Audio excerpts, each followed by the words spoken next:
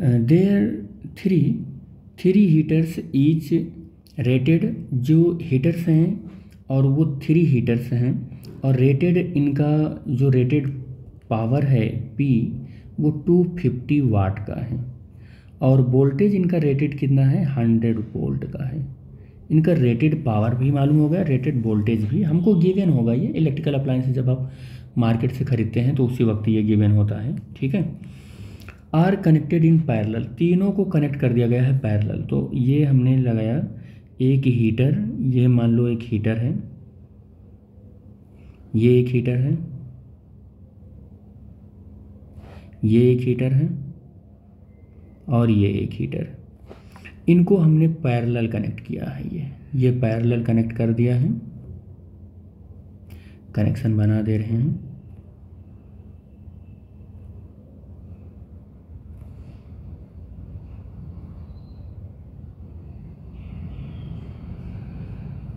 ये हमने इनको ऐसे कनेक्ट कर दिया है पैरेलल।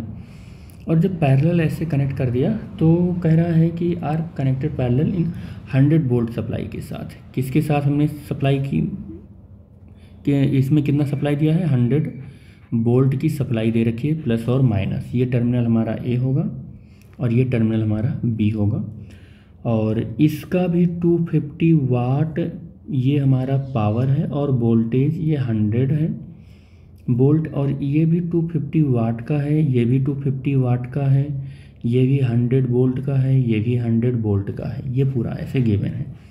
कह रहा है total current taken from the supply, total current. तो इसका रेजिस्टेंस पहले कैलकुलेट कर लें। तो इसका रेजिस्टेंस R1 अगर कैलकुलेट करेंगे तो V²/P हो जाएगा। B का मतलब हो गया कि 100 का होल स्क्वायर, और P का मतलब 250। तो 100 × 100 अगर करें और 250, तो ये 0 से 0 कैंसिल, और 25 ये 4, ये 40 ओम का रेजिस्टेंस हो गया। तो इसका भी 40 ओम का रेजिस्टेंस होगा, इसका भी 40 ओम का रेजिस्टेंस होगा, क्योंकि तीनों ही हीटर एक ही जैसे हैं। तो R1 मिल गया आपको, R2 मिल गया आपको, R3 मिल गया आपको, और पैरेलल में है तो R नेट कितना हो जाएगा? तो R नेट हो जाएगा 1/R1 + 1/R2 + 1/R3, और 1/40 + 1/40 + 1/40। एलसीएम लेंगे तो 40 आ जाएगा, और यहाँ 3 आ जाएगा। आर नेट की जो वैल्यू आएगी वो आएगी 40/3 ओम आ जाएगा। अब अगर आर नेट आपको मिल गया तो नो डाउट आप करंट निकाल लेंगे, क्योंकि ओम्स लॉ आपको मालूम है V = IR, और V आपको सप्लाई वोल्टेज लेना है 100, और I की वैल्यू आपको कैलकुलेट करना है। आर नेट आपको मिल गया है 40/3। I की वैल्यू 3 × 100 आ जाएगा, और /40 इसको सॉल्व करोगे तो ये 2 आ जाएगा, ये 5 आ जाएगा, और 15/2 आ जाएगा, 7.5 एम्पियर का करंट आ जाएगा। तो इसमें कितने एम्पियर का करंट फ्लो हो रहा है? 7.5 एम्पियर का करंट। अब इसमें I1 करंट जा रहा होगा, इसमें I2 करंट जा रहा होगा, इसमें I3 करंट जा रहा होगा। फिर से ये I1 यहाँ आएगा, I2 आएगा, और I3 आएगा, और मिलकर I करंट बनाएंगे, यानी I1 + I2 + I3 करंट बना देंगे, और वही I करंट यहाँ पर आ जाएगा, जिसकी वैल्यू 7.5 एम्पियर हमने कैलकुलेट कर ली है। कह रहे resistance of the each heater, हर एक हीटर का रेजिस्टेंस पूछ रहा है, वो हमने अभी कैलकुलेट किया 40 ओम। कितना होगा? 40 ओम होगा, और इसकी वैल्यू 7.5 एम्पियर होगी। कह रहा है the energy supplied in kilowatt hour, in kilowatt hour में एनर्जी सप्लाई कैलकुलेट करना है तीनों रेजिस्टेंस में, जबकि टाइम गिवन है कितना 5 आर। ठीक है, कुछ करना नहीं है आपको, पावर इनटू टाइम ले लेना है।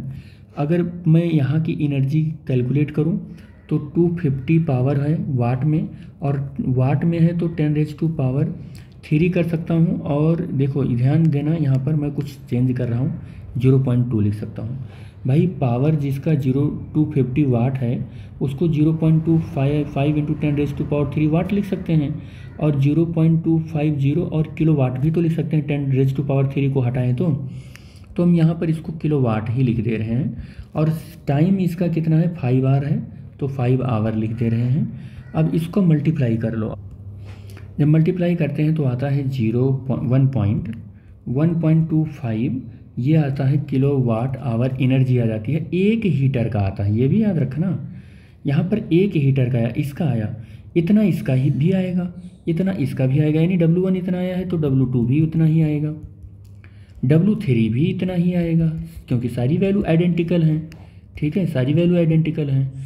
तो अब नेट W कितना आ जाएगा, W1 plus W2 plus W3, और नेट W आएगा 1.25 प्लस 1.25 प्लस 1.25, और सॉल्व करो तो ये 3.75 किलो वाट आवर आ जाएगा, जो कि इन तीनों हीटर ने इतनी एनर्जी को क्या किया, प्रोड्यूस कर दिया है। ठीक है, यही हो जाएगा इसका आंसर।